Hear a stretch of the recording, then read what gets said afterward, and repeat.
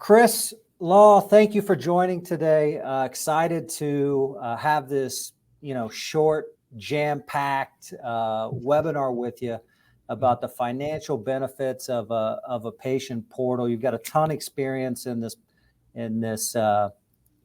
background and subject matter expertise, and I'm always constantly talking to clients about the benefits of other areas.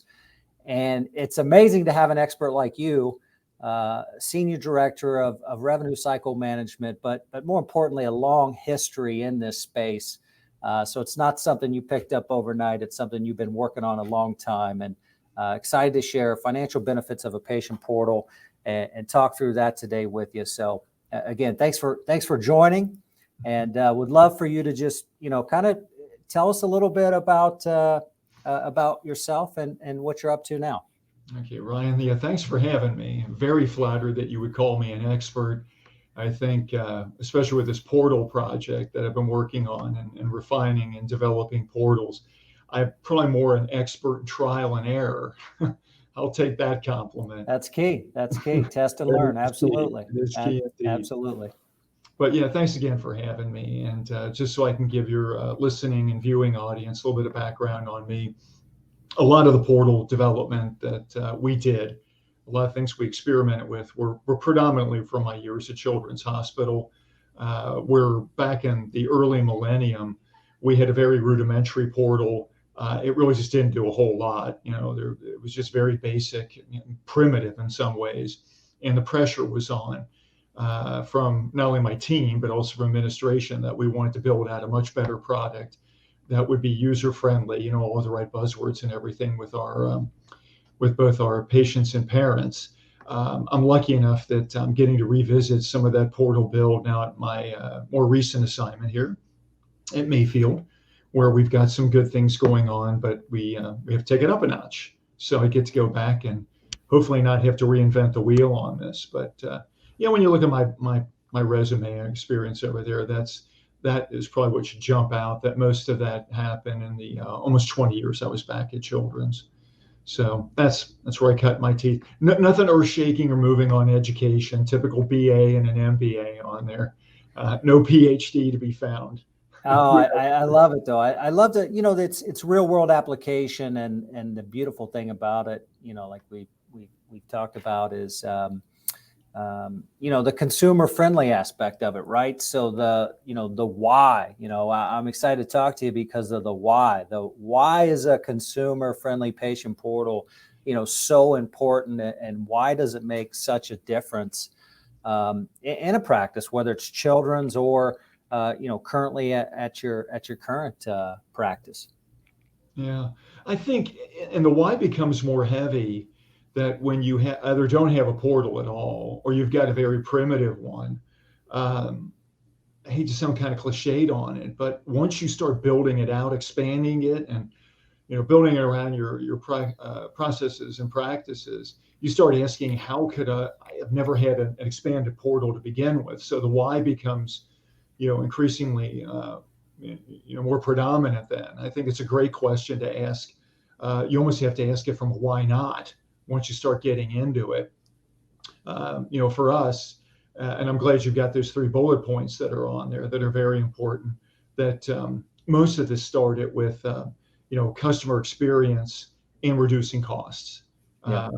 That was a question that came from leadership at Children's Hospital, which is, okay, you want a portal, you want to build this out. You're asking us to spend this money on that rather than buy a new MRI or a new CT or expand the emergency room. What's this thing going to do for us? And the 2 driving factors that always come out first is, okay, what are we going to do that is going to improve the interactions with the patient and the information we're trying to communicate, whether it's the statements, how much you owe, how we can help you with paying your bill, all those good things like that. But what's going to actually do to drive the detailed phone conversations that they need to have? How's it going to drive the other channels down so that we actually improve processes and save costs? So those questions usually come up early and often at the beginning. But I think the secret sauce usually ends up in the second bullet, which is, actually the whole concept of the industry as a whole seems to struggle because it's so complex, on how these patients or parents with Children's Hospital can actually navigate through this revenue cycle process, this billing process, because it's not automatically intuitive. It's not as easy as checking out at your local grocery store. It's very complicated. So once you get in there and start empowering the patients to be able to do their own navigation, then you can start including them actually in the process to improve it forward, process forward. So, I mean, there's just a lot of different things that go into that second bullet.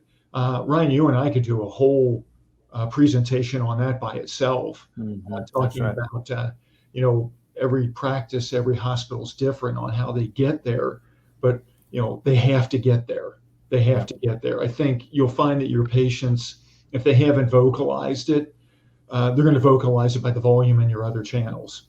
So if they're calling you, twice as much as they should, it's probably because they're not empowered to go ahead and get the basic answers themselves through the portal or some other channel that you can provide. Yep. Huge reduction in cost. I mean, right. So you're reducing the call volume. Those patients or parents, as you mentioned, in that space, I mean, they're going online. I think about it in my own experience, right? Do I want to wait on hold, or can I self-serve through, this patient portal? And you're right. I mean, tremendous impact on reducing those overhead costs. And the second one, the financial responsibility. I mean, and tell me a little bit about the last one, the increasing patient sat while increasing the revenue flow. Yeah, and I should say the sweet spot for administration on that is, or anybody that says why do you do this in business survival, is that you want to be able to connect the clinical cycle, the patient experience cycle with the revenue cycle, and that shows up in the revenue flow. So if the steps are easier and the people are more empowered to do things themselves, you don't have to worry about, the longer you're in connection with them on a phone call, the more emotion can enter in, the more distraction can enter in. Those type of things get taken out of the equation if they're empowered and they're interacting directly. And quite honestly, you're giving them more options, more time options to pay. So they can go in there 2:00 in the afternoon and go in 2:00 in the morning. They don't have to wait on you to collect cash. So that's another thing why I would push a portal on this too, that if you don't have one, or if you've got a primitive one, is that I think you're missing out on that opportunity. The other thing, and kind of reference the JD Power logos that you've got in there, is that we were looking for a validation step. And it was very important to us to make sure that we utilized who we thought was a key validator for quality and excellence. And we went, got certified by JD Power 7 years in a row. That in itself was really helpful to go back to the first bullet. I didn't have to sing for my lunch every time we wanted to invest in the portal or customer service programs or processes that we wanted to add. We had street cred. JD Power was very, very important in doing that. And I think anybody who goes through that, you've got to prove your leadership, your return on investment.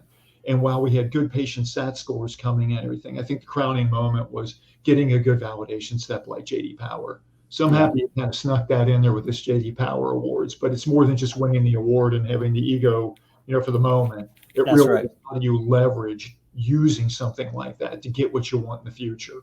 Absolutely. It's an honor and an amazing accomplishment with JD Power and the association there. And it's a lot of hard work, and I think that's the other piece of it. You're being very modest about, but it does take a lot of hard work. You got to roll up your sleeves.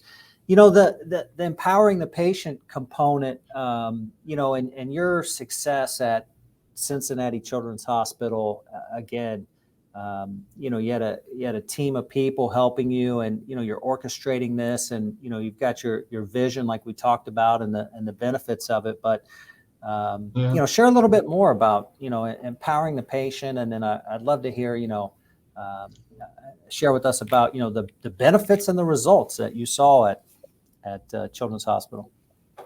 Yeah, I mean, we definitely started from the back end and had a lot of success with it. And our IT department put the pressure on us to move that success forward.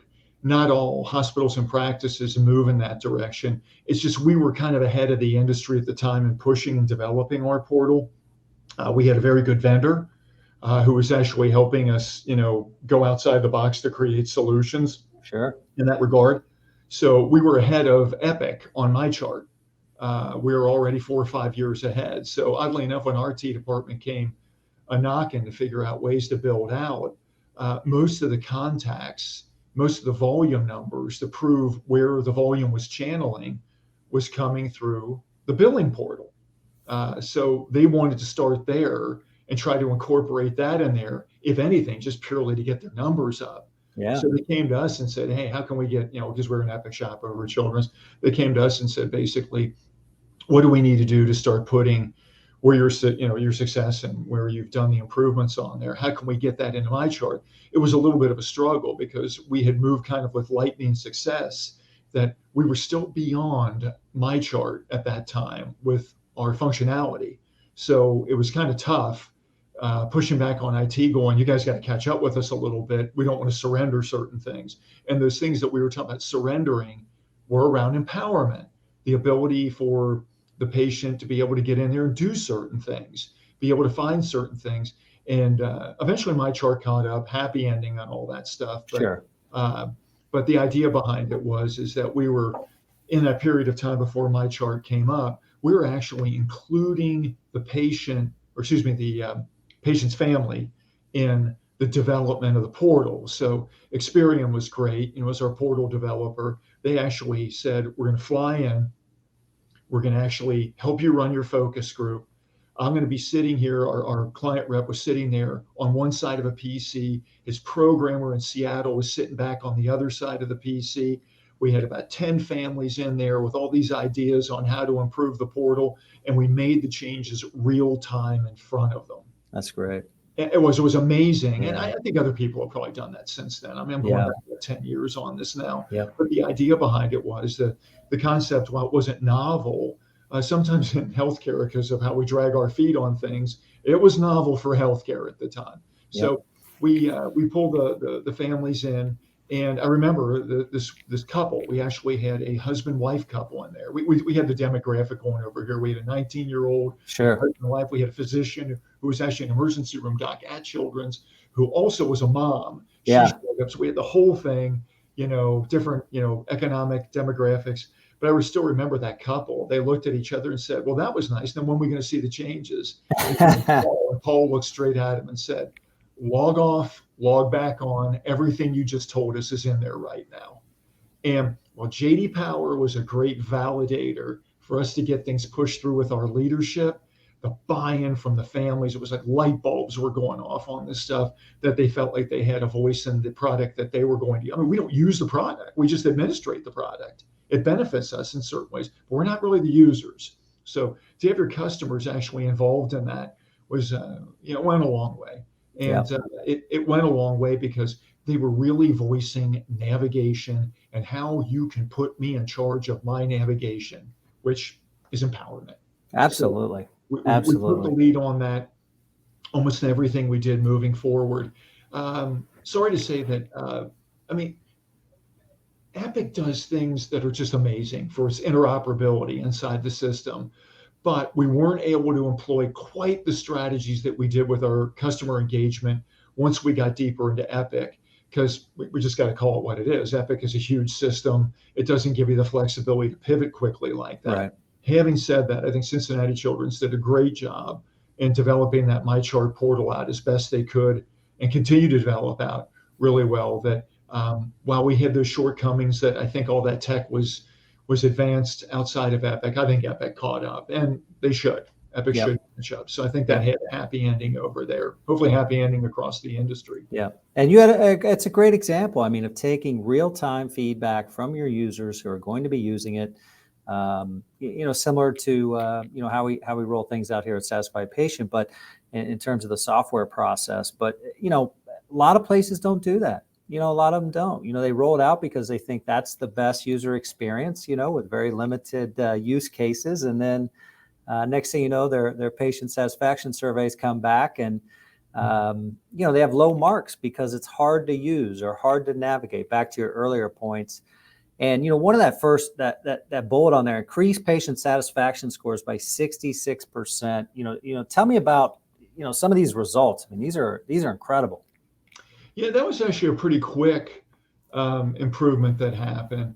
It had just as much to do with Experian helped us get a very progressive statement vendor at the exact same time we were switching the portal. So it was kind of like a really nice Mutt and Jeff show where they were complimenting each other. That we got the statements improved, and all the logic that we put into the communication with the statements, we tried to parallel it in the portal. So the user friendliness would, cross over. And it was important, that we try to communicate with people that statements are just snapshots. Go to the portal and you can get real time. So that was kind of how we wanted to kind of introduce things with those statements to get over to the portal. But we had a disintegrating customer service score occurring with our previous vendor. We were all the way down. At the time, I thought it was fantastic. I thought 47% is what we were with satisfaction on our statements and portal. And I thought, this is why, again, go back to that first page on why you do it. Because I was naive and thought that 47% on my CSAT scores was really good on the portal. We changed vendors, implement the portal, change statement vendors, implement the portal, and then all of a sudden we're running a 90+% satisfaction rate on the communication in our statements and in the portal. Yeah. And you're there going, 47%, that's an F. Right. What happened? But you don't know it if that's your only standard going on at the time. So at any rate, that was a blowaway for us. And that happened in the first year. That happened in the first year. We hadn't even gotten to the depth of the portal yet. Yeah. But it was already there. So by the time we got about 2 years in, we were really cooking with gas. And the funny story of the JD Power thing on that was our portal phone tree, they had them as a combined category back then. In healthcare, we were the winner of that award. I think it was like in 2011. And we're all laughing going, my God, we took a simplicity approach, which is that we wanted our phone tree to be one level. We wanted our portal to be ultra simple with big Fisher Price buttons on them and all this other stuff. We didn't go elaborate with all these navigator bars across the top and on the side and all these things. No, we were incredibly simple. Yep. And our scores were so high, we won the portal and phone vector category. Won it that year in healthcare. So it was almost a laugh. Keep it simple, the KISS method. That's it. Yeah, that's it's so true. I mean, that's one of the things again, with satisfied patient. Everybody knows kind of the what and the why, and it's boils down to the how you do it, right? And the how is kind of everyone's kind of secret sauce. And it looks like you guys, cracked it with the simplicity of it. And in terms of the collections, right? I mean, collections, obviously a reduction in costs, but big growth in collections, right? Yeah, it was the collections. Well, we were collecting 24/7 on the portal. I mean, that was the first thing that jumped out at us. We were collecting 24/7 on the portal, 365 days a year. And so when you're only open 2,080 hours a year on the phones, and you're basically more than doubling that, you should be collecting more money.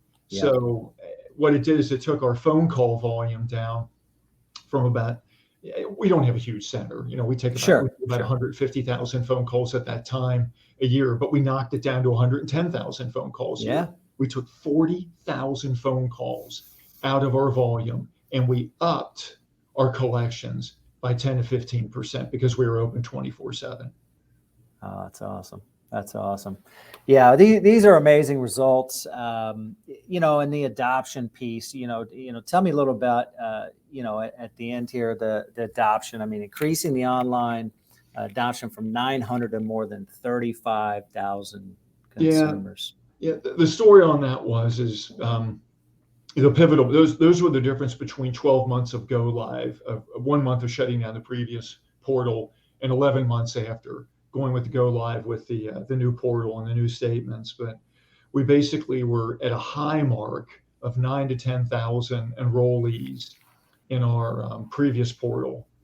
And there was just a disintegration factor. We were having issues that we couldn't do certain things with the statement.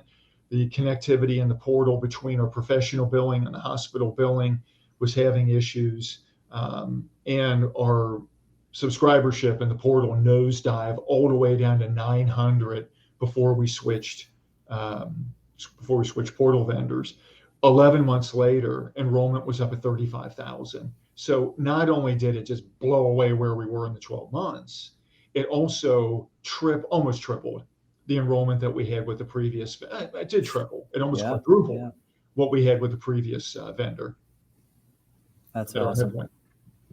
That's awesome. Yeah, it was. It was amazing. It was, those were illuminating times when we did that. It was interesting that we knew things were going to work. We just didn't know how well it was going to work. I have to sort of like Don Shula in 1972. I think we're going to win the division. I didn't know we were going to win 14 games and not lose one. That's the way it felt. Yeah.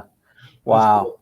It's amazing. I mean, when I first, when we first connected and, we're talking through these things, I mean, it's remarkable what you guys have accomplished. And, all those things we're talking about are still true to this day. Right. And so that's what I love about it. I mean, number one, like we talked about before, right. That increase in, the patient satisfaction component, the patient experiencing, allowing that person at 2 a.m. to pay their bill online or to schedule an appointment where they don't have to come in, and, the phone reduction, and the ongoing collections piece.